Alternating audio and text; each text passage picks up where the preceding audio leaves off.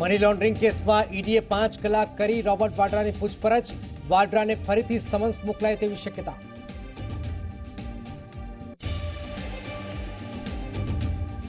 સુરતના પાંડેસરા જીઆઈડીસીમાં બિલ્ડિંગ તોડતી વખતે 4 મજૂર દટાયા. દુર્ઘટનામાં 2 મજૂરના મોત.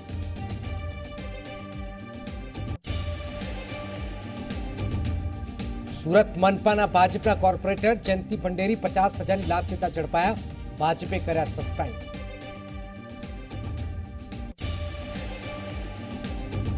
ગુજરાતમાં હવે 24 કલાક ધમશે વેપાર રોજગાર. 24 કલાક દુકાનો રહી શકશે ખુલ્લી.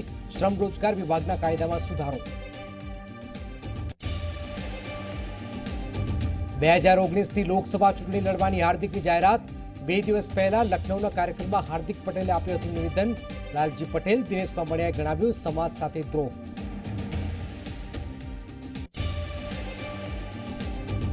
અમદાવાદ કોર્પોરેશન સુધારા સાથેનું બજેટ રજૂ. ₹8,051 કરોડના બજેટમાં ₹542 કરોડના સુધારા. 6 નવા ફ્લાયઓવરની જોગવાઈ.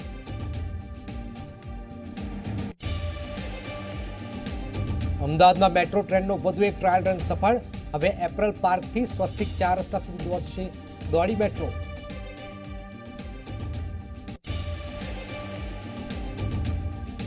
મુંબઈના કરોડપતિ કોઠારી પરિવારના 4 સભ્યો સુરતમાં લેશે દીક્ષા.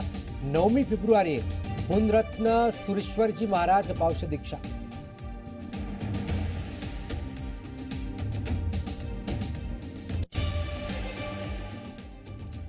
વિનય શાહનું કૌભાંડ આપને યાદ હશે. 260 કરોડના કૌભાંડ. નમસ્કાર, આપ જોઈ રહ્યા છો ઝી 24 કલાક. હું જનકજી. હા, વિનય શાહે આચરેલા 260 કરોડના કૌભાંડ મામલે 9ની ધરપકડ કરાઈ છે. છેતરપિંડી મામલે સીઆઈડી ક્રાઇમે 9 લોકોની ધરપકડ કરી છે. ઝડપાયેલા 9 શખ્સો કોર કમિટીના સભ્યો હતા. વિનય શાહ 260 કરોડનું કૌભાંડ કરી ફરાર થઈ ગયો છે. ત્યારબાદ ધરપકડ થઈ અને આખરે 9 શખ્સો ને ઝડપી લેવાયા છે. આ જે શખ્સો છે એ કોર કમિટીના સભ્યો હતો. 260 કરોડનો મામલો છે, કૌભાંડનો મામલો છે અને હવે 9 લોકોની ધરપકડ પણ કરવામાં આવેલી છે. વિનય શાહની આ કોર કમિટીના 9 સભ્યો માનવામાં આવી રહ્યું છે કે વિનય શાહની ખૂબ જ નજીક હતા.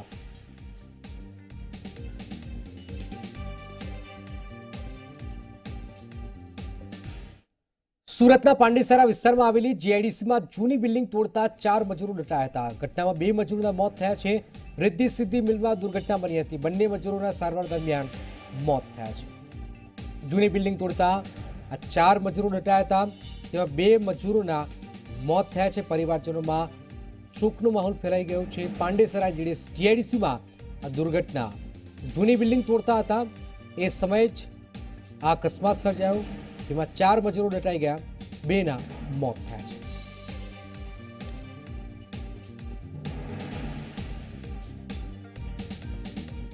વધુ એકવાર મેટ્રો રેલનો ટ્રાયલ કરાયો છે. અમરાઈવાડીના એપરલ પાર્કથી સ્વસ્તિક 4 રસ્તા સુધીના રૂટ પર ટ્રાયલ કરાયો છે. અમરાઈવાડીના રૂટ પર ટ્રાયલ કરતા લોકોમાં રોમાંચ જોવા મળી રહ્યો છે. આ પહેલા એપરલ પાર્ક ડેપોમાં ટ્રાયલ કરાયો હતો. આગામી માર્ચમાં આ મેટ્રો શરૂ થઈ શકે છે. મુસાફરો માટે મેટ્રોને 6 કિલોમીટરનો રૂટ એલિવેટેડ રૂટ પર ધીમી ગતિએ ટ્રાયલ કરવામાં આવ્યો હતો.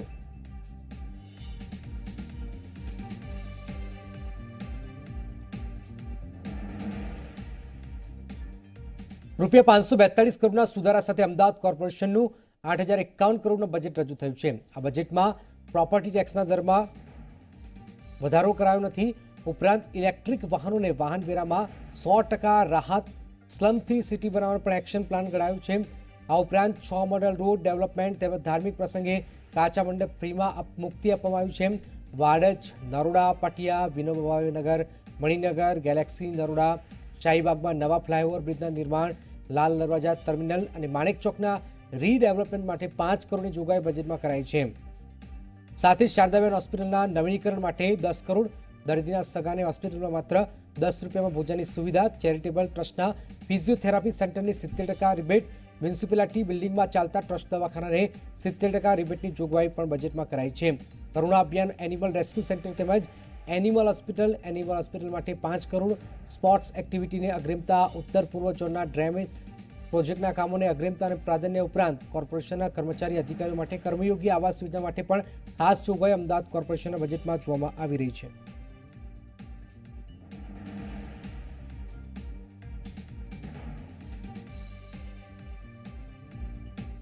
અમદાવાદને ટ્રાફિક મુક્ત, પ્રદૂષણ મુક્ત અને ગ્રીન અમદાવાદ, દરેક નાગરિકો પોતાનું ડ્રીમ, સ્વપ્નનું અમદાવાદ બનાવવાનો પ્રયત્ન કરી રહ્યા છે. કમિશનરશ્રીએ જે બજેટ મૂક્યું છે એમાં આવા જ કંઈક સુધારા અમારી આખી ટીમ, સ્ટેન્ડિંગ કમિટીની ટીમ, મેયરશ્રી, ડેપ્યુટી મેયરશ્રી, પક્ષના નેતા, દંડકશ્રી, માન્ય સુરેન્દ્ર કાકાના માર્ગદર્શન હેઠળ આખું આયોજન કર્યું છે. કુલ બજેટ કમિશનરશ્રીએ 7,509 કરોડ મૂક્યું હતું. એમાં સ્ટેન્ડિંગ કમિટીએ 542 કરોડના સુધારા સૂચવ્યા છે. અમદાવાદમાં અચાનક વાયુ પ્રદૂષણનું પ્રમાણ વધતા શહેરીજનોમાં ચિંતાનું મોજું ફરી વળ્યું છે. મંગળવારે અમદાવાદમાં પ્રદૂષણનું સ્તર 309 સુધી રહ્યું હતું. તેમાં પણ રાયખડ વિસ્તારનો એર ક્વોલિટી ઇન્ડેક્સ તો 442 સુધી પહોંચી ગયો હતો. આશ્ચર્યની વાત તો એ છે કે પ્રદૂષણનું પ્રમાણ આ હદે વધતા છતાં કોર્પોરેશને હેલ્થ એડવાઇઝરી જાહેર કરવાનું યોગ્ય સમજ્યું ન હતું. અગાઉ એર ક્વોલિટી ઇન્ડેક્સ 350 થયું ત્યારે કોર્પોરેશને એડવાઇઝરી બહાર પાડી હતી. હજુ 2 દિવસ સુધી અમદાવાદમાં વાયુ પ્રદૂષણ રહેવાની શક્યતાઓ છે. નિષ્ણાતોનું માનીએ તો શિયાળામાં ભેજનું પ્રમાણ વધતા રજકણો ઊંચે ન ચડતા જ પ્રદૂષણનું પ્રમાણ વધી જાય છે. આ ઉપરાંત વાહનોનું ધુમાડો પણ પ્રદૂષણ માટે મુખ્ય કારણ છે. ઉપરાંત કોલ્ડ વેવના કારણે ઉપરનું હવાનું દબાણ પણ વધુ હોવાથી પ્રદૂષણ નીચે ઉતરતું હોય છે.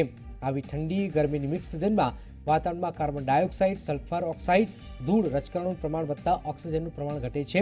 જે ફેફસામાં જવાથી એક્યુટ બ્રોન્કાઇટિસ, એલર્જીક બોક્સાઇટિસ, દમ, ધૂળ આંખમાં જતા આંખમાં ખંજવાળ, પાણી પડવું, આંખ લાલ થવી, છીંકો આવી, નાક બંધ થવું, અપચવું, ઉલટી, ઉબકા આવવા, ગેસની તકલીફ થવી જેવી સમસ્યાઓ પણ સર્જાય છે.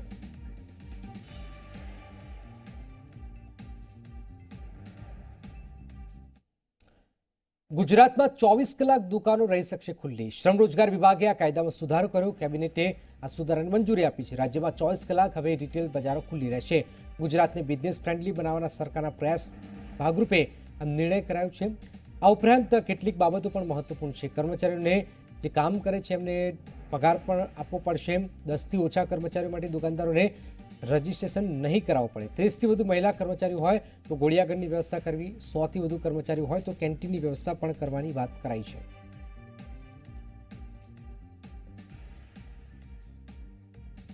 શોપ એન્ડ એસ્ટાબ્લિશમેન્ટ એક્ટમાં નવા કાયદામાં 2019માં અમે જે જોગવાઈ કરીએ છીએ કે કોઈપણ દુકાનધારક કેટલીક મંજૂરીઓને આધીન 24 કલાક દુકાન પોતે ચાલુ રાખી શકશે.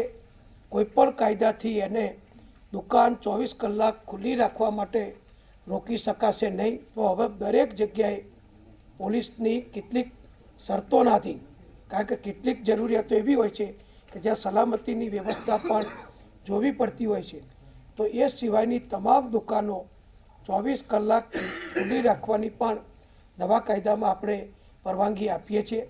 તો વધુ લોકોને રાત્રિ શિફ્ટમાં દુકાનો ચાલવાથી વધારે યુવાન ભાઈ બહેનોને રોજગારી પ્રાપ્ત થશે. મહિલા કર્મચારીઓ છે એમને સવારે 6થી રાત્રિના 9 કલાક સુધી જ કાયદા મુજબ નોકરીમાં રાખી શકાશે અથવા દુકાનમાં એસ્ટાબ્લિશમેન્ટ શોપમાં એમની પાસેથી કામ લઈ શકાશે. રાત્રે કોઈ મહિલા કર્મચારીને ફરજ ઉપર રાખી શકાશે નહીં. સરકારે હવેથી 24 કલાક દુકાનો ખુલ્લી રાખવાની પરવાનગી આપી છે. ત્યારે વેપારીઓએ સરકારના નિર્ણયને આવકાર્યો છે અને સ્થાનિકોએ પણ સરકારના નિર્ણયને આવકાર્યો હતો. રાજ્ય સરકારનો આ નિર્ણય ખૂબ જ સારો છે. એના લીધે જે નાના વેતનવાળા વ્યક્તિઓ છે કે જે લોકોને પાર્ટ ટાઈમ જોબ કરીને પોતાનું ભરણ પોષણ કરતા હોય, જે લોકોનો સમય સાંજના ધંધા ઉપર જે લોકો નિર્ધારિત છે કે જેને 6 વાગ્યા પછીનો આ ધંધો હોય અને તેમને મોડી રાત સુધી આ ધંધો કરવો હોય તો ઘણી વખત પોલીસ પોતાના નિયમ પ્રમાણે, કારણ કે પ્રજાની સવલત માટે થઈ અને રાતનો સમય હોય એટલે લેડીઝ છે કે કોઈ બાળકો છે, કોઈ વ્યક્તિઓને કોઈ જોખમ ના ઊભું થાય એને લઈને બંધ કરાવતી હોય છે. એની અંદર આ રાજ્ય સરકારનો જે આ નિર્ણય છે તેનાથી ઘણો બધો ફાયદો થશે. વેપારીઓ તરફથી મેં રાજ્ય સરકારનો સ્વાગત કરું છું, કેમ કે આ 24 કલાક અમારી ખુલ્લી રહે દુકાન. સરકારી નોકરીવાળાઓ કોઈ બી હો, રાત્રે બહુ મોડાસો આવો તો અમારી દુકાન ખુલ્લી ખરીદી કરી શકે.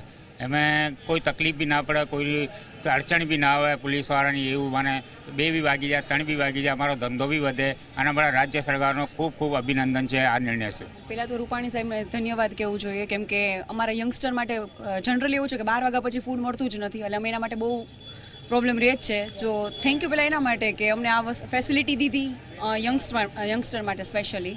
સો પહેલાં તો રૂપાણીભાઈને થેન્ક યુ. રાજ્યમાં આજે સ્વાઇન ફ્લૂના વધુ નવા 82 કેસ નોંધાયા છે, જ્યારે ભાવનગર, ભરૂચ, કચ્છમાં પણ 3 લોકોના મોત નીપજ્યા. સૌથી વધુ 23 કેસ અમદાવાદમાં નોંધાયા છે. જાન્યુઆરીથી આજ દિન સુધી રાજ્યમાં કુલ 1037 કેસ સામે આવ્યા છે, જ્યારે 50થી વધુ લોકોના મોત થયા છે.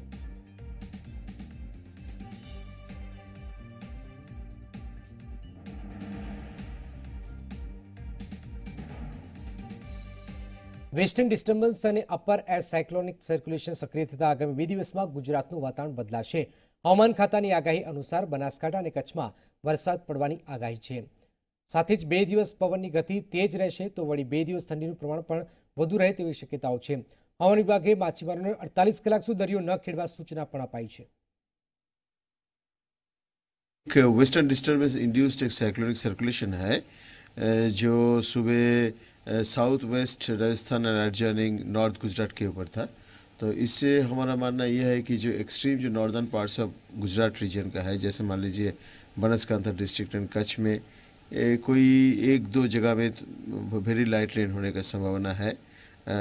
एंड बट बहुत ही कम, अगर होगा तो बहुत ही कम रेन होगा.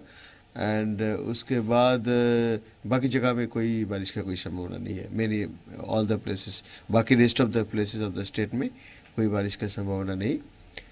एंड फिशरमैन वार्निंग है हम डे 1 एंड डे 2 के लिए, मतलब आज और कल के लिए, टुमारो के लिए हमने फिशरमैन वार्निंग दिए है. હવે વાત હાર્દિક લડશે ચૂંટણીની.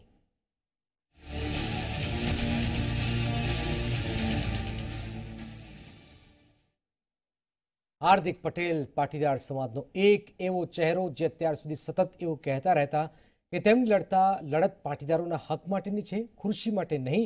જો કે અંતે હાર્દિકની મનસા સામે આવી જ ગઈ.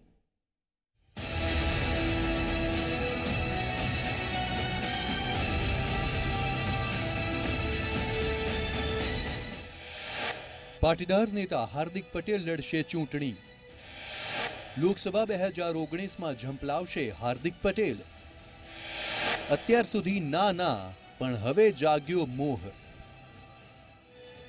લોકસભા 2019ની ચૂંટણી અંતે હાર્દિક પટેલ માટે પહેલી લોકસભા ચૂંટણી બની રહેવાની છે. પાટીદાર નેતા હાર્દિક પટેલને અંતે ખુરશીનો મોહ લાગી જ ગયો છે. અત્યાર સુધી ના કરતા હાર્દિક પટેલે ચૂંટણી લડવા માટેનું છડે ચોક એલાન કરી દીધું. बिल्कुल 2019 में चुनाव लड़ेंगे, तो 5 में तय करेंगे. बिल्कुल 2019 में चुनाव लड़ेंगे, तो 5 में तय करेंगे. बिल्कुल 2019 में चुनाव लड़ेंगे, तो 5 में तय करेंगे. बिल्कुल 2019 में चुनाव लड़ेंगे, तो 5 में तय करेंगे. જો કે હાર્દિકે અત્યાર સુધી સતત ચૂંટણી લડવાનો ઇનકાર કર્યો હતો. જુઓ હાર્દિકના આ બંને સ્વરૂપ. મેં પહેલાં પણ મિત્રો આપણે કહ્યું છે, હજુ પણ કહું છું, જ્યાં સુધી મારી પાસે લોકોના મુદ્દાઓનું સોલ્યુશન ન હોય ત્યાં સુધી મને રાજનીતિ કે રાજનેતા બનવાનો કોઈ જ હક નથી. बिल्कुल 2019 में चुनाव लड़ेंगे, तो 5 में तय करेंगे. વર્ષ 2015માં પાટીદાર નેતા હાર્દિક પટેલે પહેલીવાર પાટીદાર સમાજને અનામત અપાવવાના નામે પાસની રચના કરી. ત્યારબાદ હાર્દિક સમાજમાં ચર્ચાતો ચહેરો બની ગયો. જો કે જેમ હાર્દિકની નામના વધુ થઈ તેમ તેની સાથે વિવાદ પણ જોડાતા ગયા. હાર્દિક પટેલ સાથે એક કરતા વધુ વિવાદ જોડાયા, પણ સૌથી મોટા વિવાદ થયા સીડી કાંડ. બહેનના લગ્નમાં કરોડોનો ખર્ચો અને રાહુલ ગાંધી સાથે હોટેલમાં ચૂપચાપ મુલાકાત મુદ્દે. સાથે જ સમય જતાં જ હાર્દિક સમાજ સાથે દ્રોહ કરી રહ્યો હોવાના આરોપ સાથે એક પછી એક સાથીઓ પણ તેનાથી વિખૂટા પડતા ગયા. હવે તેના એક સમયના સાથી પણ તેના નિર્ણય સામે કટાક્ષ કરી રહ્યા છે. જય સરદાર, જય પાટીદાર. આજે મીડિયા માધ્યમથી જાણવા મળ્યું છે કે હાર્દિક પટેલ દ્વારા ચૂંટણીની લડવાની જાહેરાત કરવામાં આવી છે. મારી એક વાત બહુ સ્પષ્ટ છે, સમાજના લોકોને વિનંતી પણ છે કે જ્યાં સુધી સમાજના પ્રશ્નો સોલ્યુશન ના આવે, શહીદ પરિવારોને ન્યાય ન મળે અને શહીદ પરિવારોની ઉપર ગોળીબાર કરનાર લોકોને જ્યાં સુધી સજા ના મળે, અને સમગ્ર ગુજરાતમાં અમારી માંગણી પાટીદાર સમાજને ઓબીસીમાં સમાવવાની હતી, પરંતુ ઇકોનોમિક બેકવર્ડ ક્લાસના એબીસીના જાહેરાતને પગલે જ્યાં સુધી સુપ્રીમ કોર્ટમાં એનો નિર્ણય ન આવે ત્યાં સુધી અમારી કોઈ પણ માંગણી પરિપૂર્ણ થતી નથી. તેને લઈને આજે સમાજ સાથે અમે ચૂંટણી નહીં લડવા માટેનું જે વચન આપેલું તે આજે પરિપૂર્ણ થતું નથી. એટલા માટે અમે સમાજને દ્રોહ કહીશું અને લોકોએ સાવચેત થઈને, જે વ્યક્તિ સમાજ સાથે નથી રહી શકતો તે વ્યક્તિ ક્યારેય પણ ખેડૂતોની બાબત હોય કે સંવિધાનને બચાવવાની બાબત હોય તેમાં ન્યાય અપાવી શકે નહીં. એટલા માટે હું આ બાબતને અને આ નિર્ણયને સમાજ સાથે દ્રોહ ગણું છું.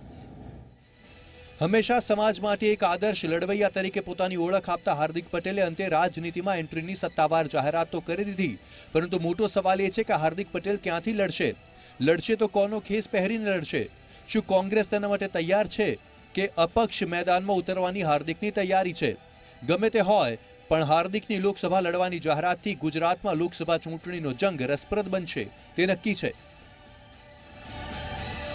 બ્યુરો રિપોર્ટ, ઝી24 કલાક.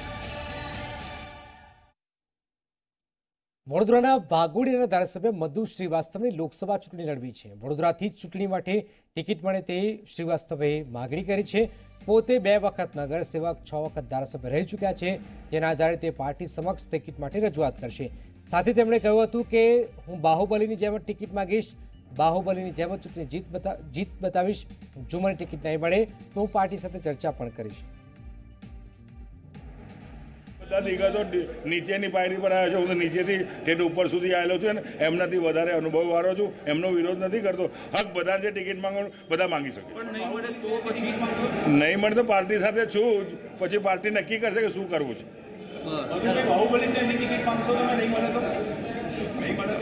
બાહુબલી છું અને જીવતો રહ્યો ત્યાં સુધી બાહુબલી રહેવાનો અને બાહુબલી તરીકે ટિકિટ માંગવાનો, એમાં કોઈ શંકાનો સ્થાન નથી.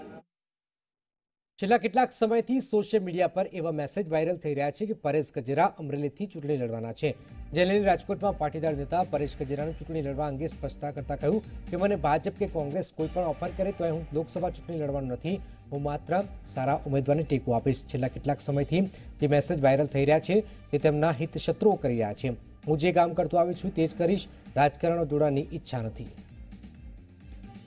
ખાસ ગઈકાલથી આમ તો ઘણા સમયથી સોશિયલ મીડિયામાં મેસેજ વાયરલ થાય છે કે પરેશભાઈ ગજેરા ચૂંટણી લડવાના છે.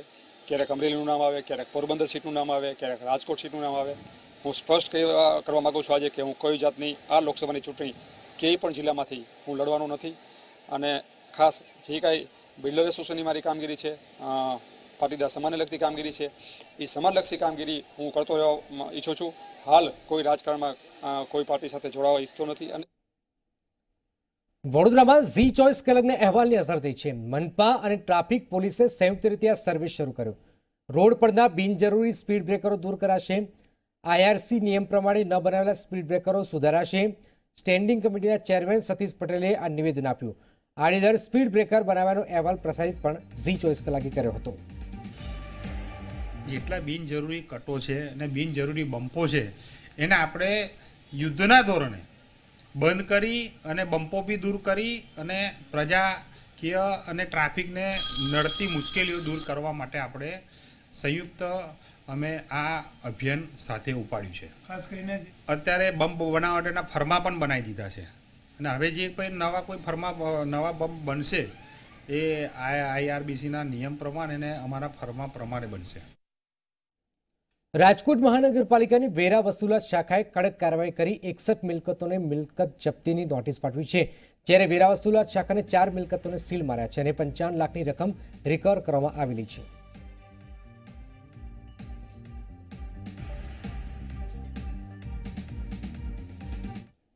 અડાલજમાં થયેલા મહેફુલ કેસના આરોપી વિસ્મય શાહને હાઈકોર્ટની રાહત મળી છે. હાઈકોર્ટે વિસ્મય શાહના જામીન મંજૂર કર્યા છે. વિસ્મય શાહે સામાજિક સેવા કરવા હાઈકોર્ટમાં બાંહેધરી આપી છે. સામાજિક સેવાની બાંહેધરી બાદ હાઈકોર્ટે જામીન આપ્યા છે. આ અગાઉ હિટ એન્ડ રન કેસમાં વિસ્મય શાહની ટ્રાયલ કોર્ટે 5 વર્ષની કેદની સજા ફટકારી હતી. હાલમાં સજા સામે હાઈકોર્ટમાં પેન્ડિંગ અપીલ છે.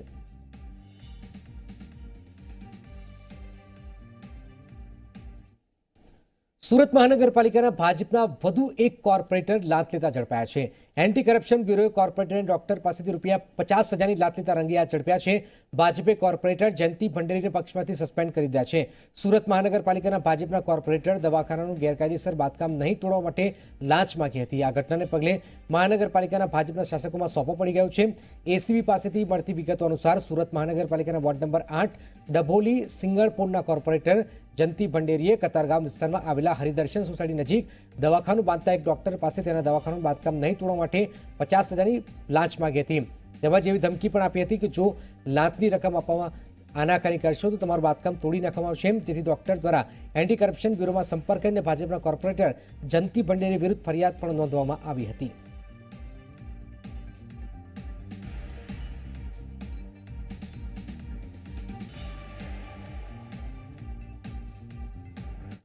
વડોદરામાં વોર્ડ નંબર 4ના ભાજપના કોર્પોરેટર અજીત દધીચ ગટરમાં ઉતર્યા. ભાજપના કોર્પોરેટર છેલ્લા 3 મહિનાથી ગટર મુદ્દે પાલિકામાં સ્થાનિકોની ફરિયાદ બાદ રજૂઆત કરતા હતા. પાલિકા તંત્ર અને અધિકારીઓ આંખ આડા કાન કરતા કોર્પોરેટર ખુદ જ ગટરમાં ઉતર્યા હતા. અધિકારીઓ ન સાંભળતા કોર્પોરેટર ખુદ જ સયાજીપુરા ટાઉનશીપમાં ગટરમાં ઉતર્યા હતા.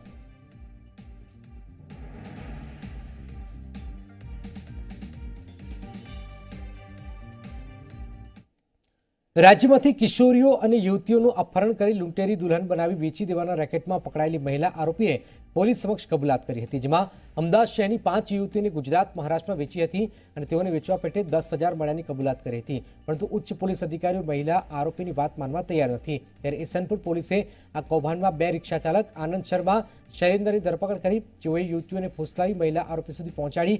મહિલા આરોપી અમદાવાદની 5 યુવતીઓને મધ્ય ગુજરાત, સૌરાષ્ટ્ર, મુંબઈમાં લગ્ન વાંચું અને યુવતીઓના ફોટો બતાવી લૂંટેરી દુલ્હન બનાવી વેચી દીધી હતી.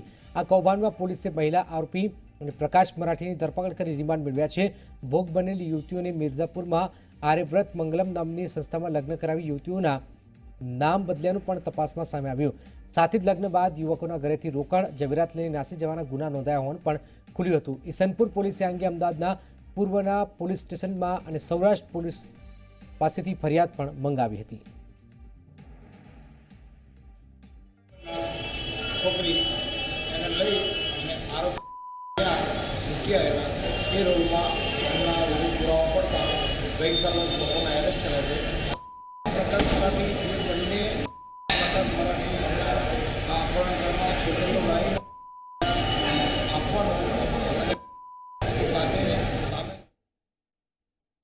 અમદાવાદ શહેરના આશરે 200થી પણ વધુ ટ્યુશન ક્લાસીસ પર ડીઈઓની તપાસ હાથ ધરી હતી.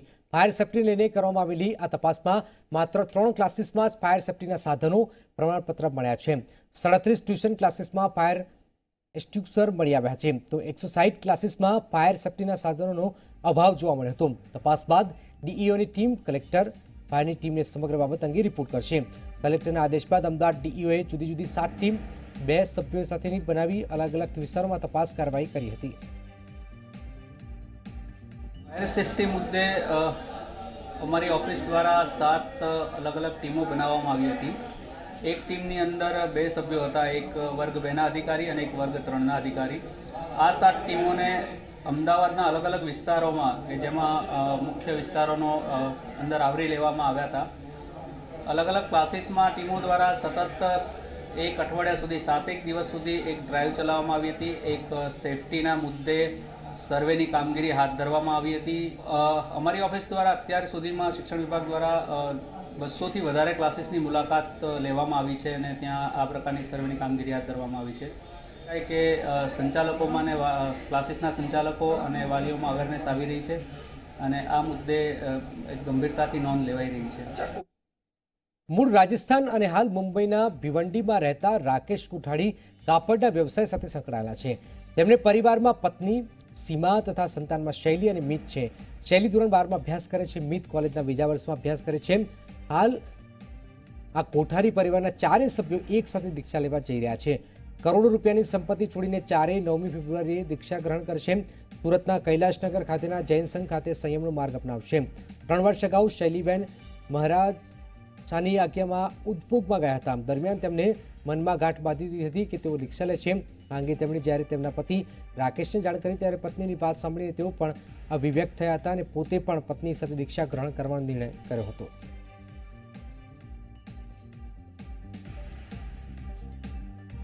तो थी पहले से ही हमारे भिवंडी में बहुत ऐसा दीक्षा भी बहुत होती है, दीक्षा के फंक्शन भी बहुत होते हैं और धर्म भी बहुत है, साधु साधी महाराज साहब का आवागमन भी बहुत है. इसकी वजह से मैं मतलब व्याख्यान में जाते थे, सुनते थे, तो ऐसा लगता था कि अपन तो संसार में गिर गए लेकिन बच्चों को नहीं गिराना है. मेरे को ऐसा फील हुआ था, लेकिन ऐसा नहीं सोचा था कि मैं दीक्षा सब पूरा परिवार ले लेंगे. जो गरीब है अपने जैन समाज में, जिसके दूसरे में भी है, सब गरीब उसमें अंदर उनकी हेल्प के लिए जो अपने उनका परिवार नहीं चल सकता है उनको देंगे, फिर अनाथ आश्रम में देंगे, फिर अपना ये गौशाला है, गौशाला में जीवों की उनके लिए देंगे।